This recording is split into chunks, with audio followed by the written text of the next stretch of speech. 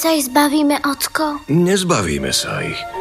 Zbavili sme sa Josha a Andrej? Nie, išli na výšku. Presne.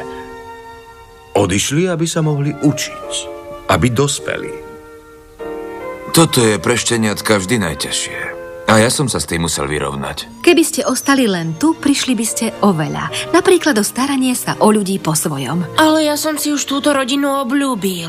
Dobre, ale budeš mať ďalšiu rodinu a aj tu si tak obľúbiš, ver mi, synček. Dobrú noc. Ahoj. Ocko, Áno? môžeme vybrať, kam pôjdu, tak ako si Josh s Andreou vybrali školu? To si píš. Bude zvláštne, keď tu každý deň nebudú.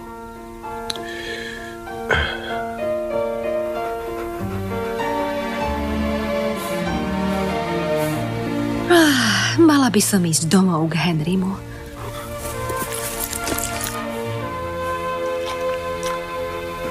Dobrú noc, šteniatka. Sladké sny, Molly.